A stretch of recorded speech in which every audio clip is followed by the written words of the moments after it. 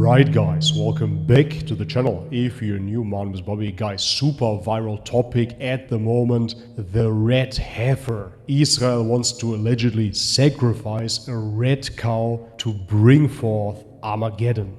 So pretty much everybody in the Muslim world is talking about the red cow now and how it's supposed to be sacrificed. Moreover, potentially Al-Aqsa Mosque being destroyed. And all of this allegedly yet again is supposed to usher in the Jewish Messiah. Guys, before we jump into the video, as always, if you enjoy my work, leave me a thumbs up, subscribe to the channel if you haven't already, and check out the links in the description box to further support. And now, with no further ado, let's have a look. Could a Texas cow start Armageddon in the Middle East in April 2024? And what does this have to do with Israel's war on Palestine's Gaza? On the 100-day anniversary of Israel's brutal assault on Gaza, Hamas spokesman Abu Ubaidah released a video explaining the motivations behind the group's incursion into Israel on October 7th. Alongside Israel's continued occupation of Palestine, he also mentioned the bringing of red cows into the occupied Palestinian territories. Ubaidah was referring to the plans of numerous right-wing Israeli groups who believe that a red cow must be sacrificed in order for the Jews to progress plans to demolish the Al-Aqsa Mosque and build the fabled Third Temple in its place. It might sound like a conspiracy theory, but hardliner Israeli group the Temple Institute have already purchased and imported 5 red Angus heifers from Texas at a cost of $500,000. They have been grazing in a kibbutz in the occupied West Bank since 2022, with reports that the sacrifice is planned to take place as early as April 2020. So insane, man. The sacrifice of the red heifer has its roots in the Torah and the Talmud, and it is believed that the ritual is necessary to purify the Jews so that they can pray at the Al-Aqsa compound. The sacrifice will reportedly take place on a plot of land on the Mount of Olives facing the Al-Aqsa Mosque. The cow must be completely red, including its hooves, and must be around 3 years old at the time of sacrifice. Following the sacrifice, the ashes of the cow are due to be mixed with water and used to purify selected Jewish priests and their adherents. I have to stop the video right here because what you can see in the background is quite creepy. They're making hand gestures. If you know anything about occult knowledge, you will recognize those gestures. This guy over here, he's making the horn sign for Lucifer. He's giving you the hand gesture for the horned one, for Satan ultimately. And the other guy right here, he's showing you the pyramid. The pyramid is used by Freemasons and other secret societies. The meaning behind it is an elite group that is on top and is ruling everything. If you know anything about Judaism, of course you would recognize that those people truly believe that they are higher than everybody else, that they are superior, racially speaking, spiritually speaking even. There are certain theories that the Jewish soul is superior and has a divine connection to God that we, Goyim, do not have, and therefore this is a clear display yet again of Jewish supremacy, of Jewish superiority. Used to purify selected Jewish priests and their adherents. Since occupying East Jerusalem in 1967, right-wing Zionists have long sought to build a third temple in place of the Al-Aqsa Mosque. Exactly While right. initially the goal only of fringe groups such as the Temple Institute, the plan has been mainstreamed in recent years, with groups of settlers regularly storming the Muslim compound and attracting support from numerous politicians and commentators. Temple organizations have even submitted blueprints for the construction of the temple. And all you have to do is count 1 and 1 together, of course, even if you don't believe in prophecy and you don't believe that this has some sort of spiritual meaning to sacrifice the red cow. Just by sacrificing the red cow and then proceeding to destroy Al-Aqsa Mosque, one of the holiest sites within Islam, of course you will usher in war. You will usher in an end-of-days scenario, if you will. Because up until now, it has been very disappointing, of course, to see that the Muslim world, the Ummah, did not truly stand up for the people of Palestine. Since I reverted to Islam, this has been a huge frustration of mine to see that the big Muslim powers, the governments, do not truly help out. However, if, God forbid, of course, Al-Aqsa Mosque is destroyed, then quite literally all hell would break loose, of course. Then the governments would have to stand up and all the Muslims around the globe would have to get up as well. And this would then inevitably lead to a war. So yet again, even if you don't believe in a prophecy, this then in turn would of course be a self-fulfilling prophecy.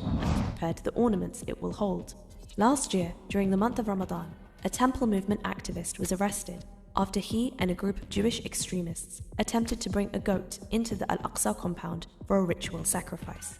The decades-long Israeli excavations under the Al-Aqsa Mosque have also been condemned by international archaeologists and denounced by numerous authorities who say they are a means of weakening the foundations of the mosque to facilitate its demolition.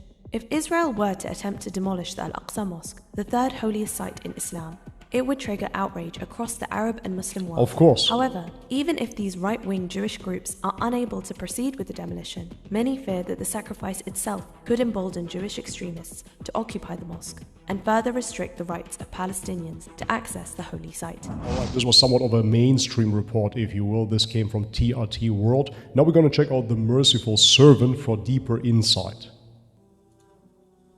In September 2022, 5 red heifers were flown from the state of Texas into the occupied lands. They paid around $100,000 for each cow. Some time ago. Since last year, one of these cows have been disqualified, but the other 4 cows continue to be suitable candidates for the sacrifice. To better understand what this ritual is, we must look at what is stated in their scripture regarding it.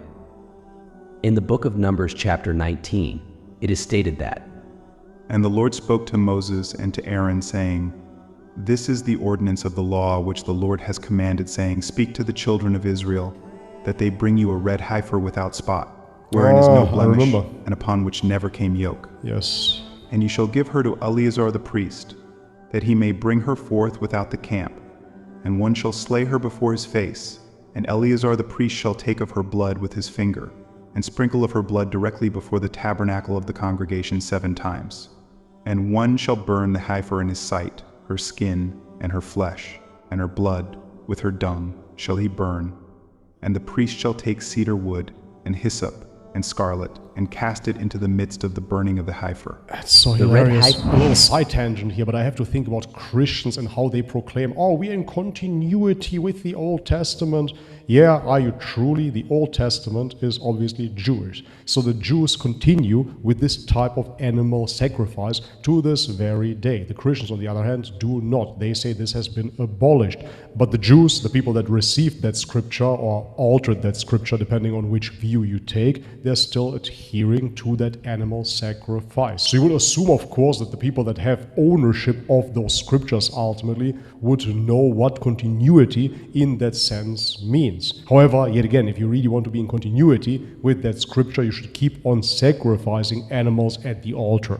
The red heifer is a female bovine which has never been pregnant or milked or yoked, also known as the red cow. Yeah, it was brought cow, to the priests as a sacrifice according to the Torah, and its ashes were used for ritual purification.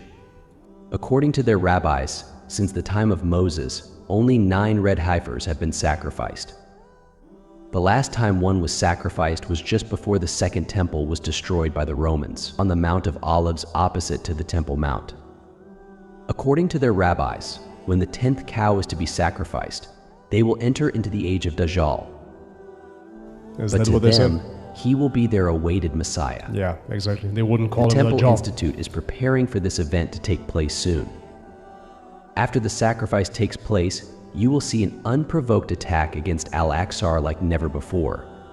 Their intentions are utter destruction, to the point in which they can commence building the Temple of Dajjal on top of the ruins of Al-Aqsa.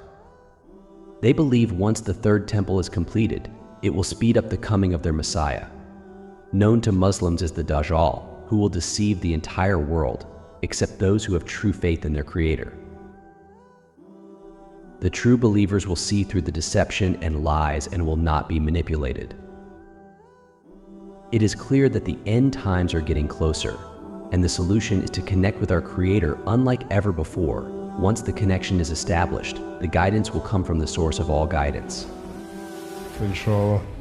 Alright, this is it for today's video. On the one hand, you could say, well, this is all scary stuff.